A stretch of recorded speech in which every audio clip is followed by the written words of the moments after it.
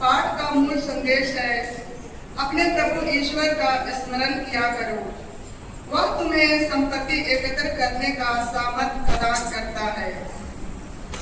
अब तुम्हारा प्रभु ईश्वर तुम लोगों को उपजाऊ देश ले जा रहा है और झरने तथा में रोटी मिलेगी और तुमको कभी कोई कमी नहीं होगी। एक ऐसा देश है जहाँ के पत्थरों में लोहा है और जहाँ के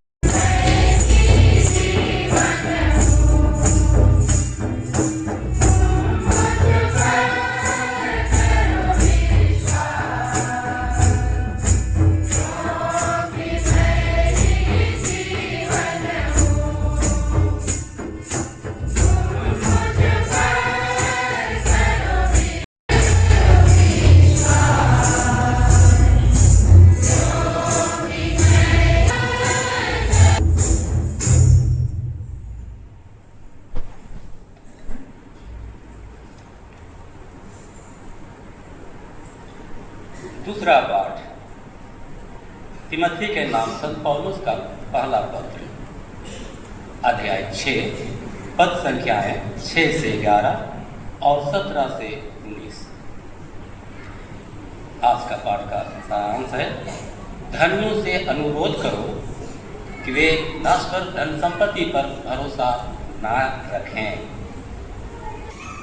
किंतु ईश्वर उसी को जो अपने धन संपत्ति से संतुष्ट रहता है। हम ना कोई संसार में कुछ अपने साथ ले आए और न यहाँ से कुछ साथ ले जा सकते हैं। यदि हमारे पास भोजन वस्त्र है तो हमें इससे संतुष्ट रहना चाहिए। जो लोग धन बटोरना चाहते हैं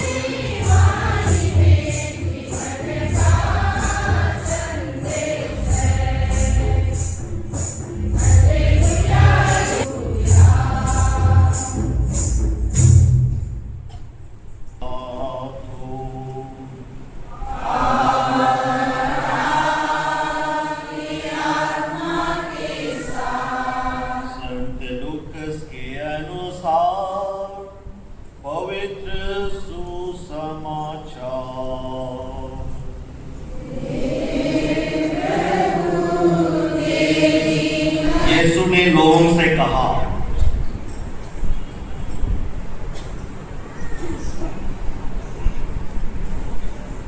सावधान रहो और हर प्रकार के लोभ से बचे रहो,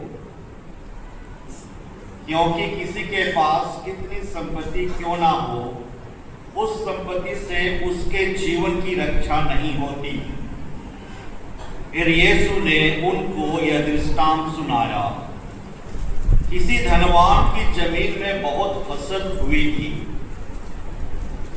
वह अपने मन में इस प्रकार का विचार करने लगा, मैं क्या करूं? मेरे यहाँ जगह नहीं रही जहां अपनी फसल रख दूं। तब उसने कहा, मैं यह करूंगा, अपने भंडारों को तोड़कर उनसे और बड़ा बनाऊंगा, उनमें अपनी सारी उपज और सारा माल इकट्ठा करूंगा और अपनी आत्मा से करूंगा, अरे भाई, तुम्हारे पास वर्षों के लिए बहुत सा माल इकट्ठा है, इसलिए विश्राम करो, खाओ पियो और मांव जुड़ाओ। परंतु ईश्वर ने उससे कहा, ए मूर्ख, इसी रात तेरे प्राण तुझसे ले लिए जाएंगे और जो कुछ तूने इकट्ठा किया है वह अब किसका होगा? यही दशा उसकी होती है जो अपने लिए तो धन एकत्र करता है, किंतु ईश्वर की दृष्टि में पर जोर दिया गया है कि प्रतिज्ञात देश में पहुंचने के बाद इस्राएलियों को हमेशा विनम्रता के साथ रहने और अपनी सुख समृद्धि के लिए परमेश्वर को निरंतर याद रखने की चेतावनी दी गई है।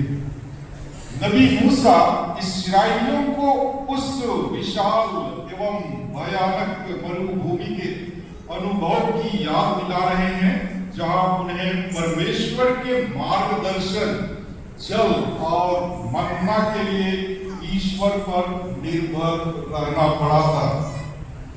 नबी मूसा उन्हें चेतावनी देते हुए कहते हैं कि धन और समृद्धि परमेश्वर की देन है, इसलिए भविष्य में अर्थात जब कोई प्रतिज्ञात देश में प्रवेश करेंगे तो उन्हें कभी भी अपने सामर्थ्य और भुज बल पर घमंड नहीं करना चाहिए, क्योंकि अहंकार सब गुरुविदों के लिए प्रार्थना है कि वे निरंतर प्रार्थना का उदाहरण प्रस्तुत कर प्रार्थना करने का उपदेश देते हैं। इसलिए हम पिता ईश्वर से निवेदन करें, हे पिता हमारी प्रार्थना सुन। जो लोग क्रिस्त विरोधी हैं और मिशनरी कार्यों का विरोध करते हैं, वे ईश्वर की रूपी प्रेम और दया का अनुभव कर सुसमाचार के संदेश में विश्वास करें।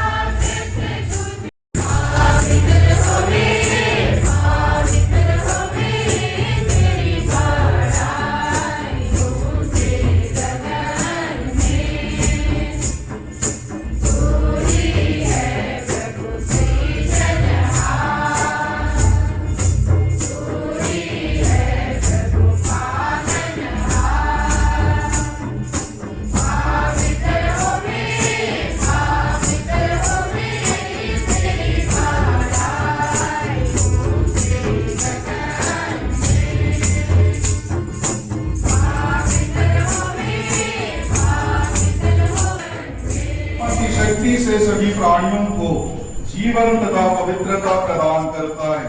तू सब युगों में अपनी प्रजा एकत्र करता है कि दसों दिशाओं में दिन रात तुझे निर्मल बलि चढ़ती रहे। इसलिए हे प्रभु, हम तुझसे विनम्र निवेदन करते हैं, हमारे उपहारों को पवित्र आत्मा की शक्ति से कृपा पूर्वक पवित्र कर दे कि ये तेरे पुत्र हमारे प्रभु यीशु ख्रिस्त के शरीर तथा रक्त बन जाए। उन्हीं की आज्ञा से हम यूकरिस्ट का यह समारोह मना रहे हैं। जिस रात को यीशु मृत्यु के लिए सौंपे गए, उन्होंने रोटी ली, तुझे धन्यवाद दिया और रोटी तोड़कर उसे अपने शिष्यों को देते हुए कहा, तुम सब इसे लो और इसमें से खाओ, क्योंकि यह मेरा शरीर है जो तुम्हारे लिए बलि चढ़ाया जाएगा।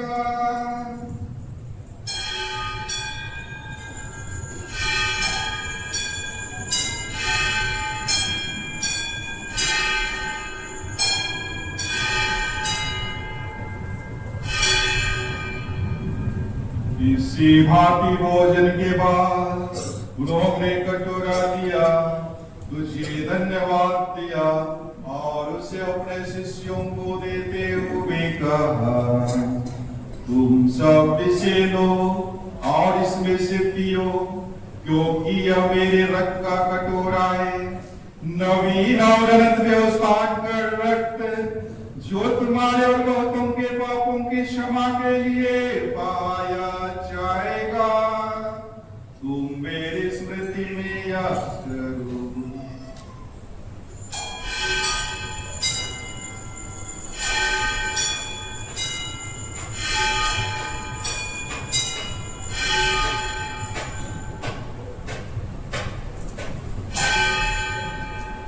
विश्वास का रहस्य।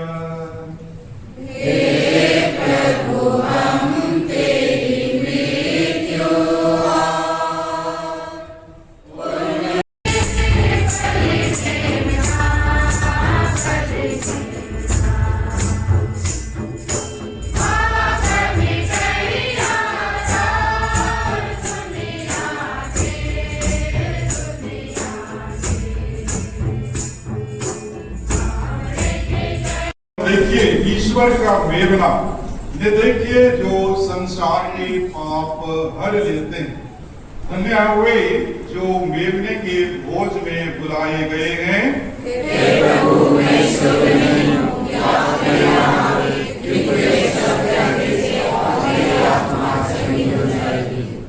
क्रिस्त का शरीर और रक्त अनंत जीवन के लिए हम सब उनकी रक्षा करता रहे।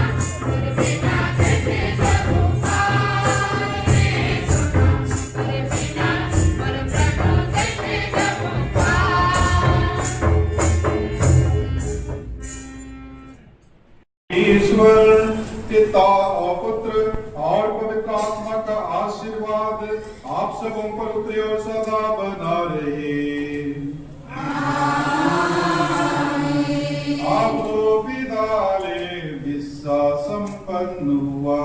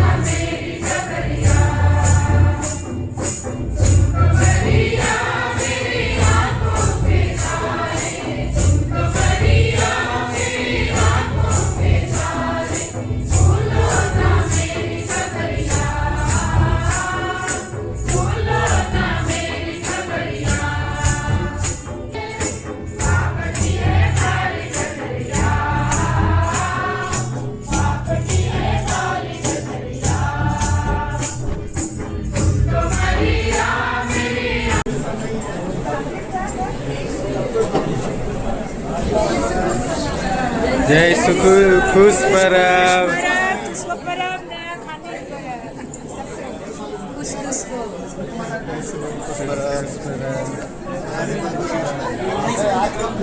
देख सकते हैं गाइस, एक दूसरे को सबको नावा खानी और मिशन संडे और पल्ली दिवस के शुभ अवसर पे सब एक दूसरे को बधाई दे रहे हैं। जय यीशु खुश परब, जय यीशु खुश परब, जय यीशु खुश। चलिए, जय यीशु खुश परब, जय यीशु खुश परब, जय यीशु खुश परब, जय यीशु खुश परब, जय यीशु खुश परब।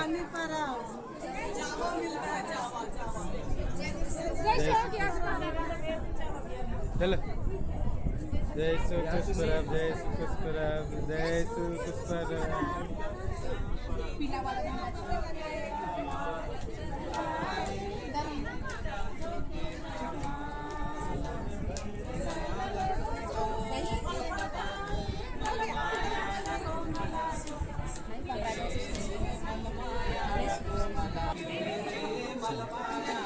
जय यीशु खुश परब, जय यीशु खुश परब, जय यीशु खुश परब, जय यीशु खुश परब।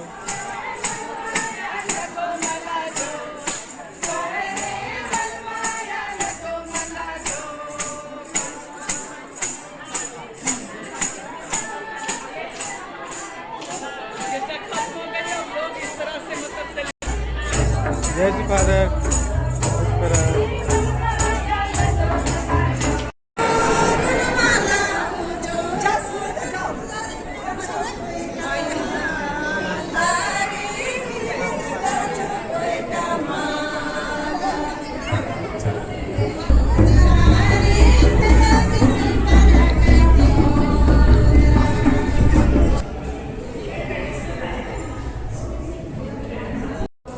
हेलो गाइस, मिस्सा ख़त्म हो चुका है। अब हम लोग जा रहे हैं नीचे प्रांगण में, वहाँ पर नाश्ता वास्ता करेंगे। उसके बाद आगे का प्रोग्राम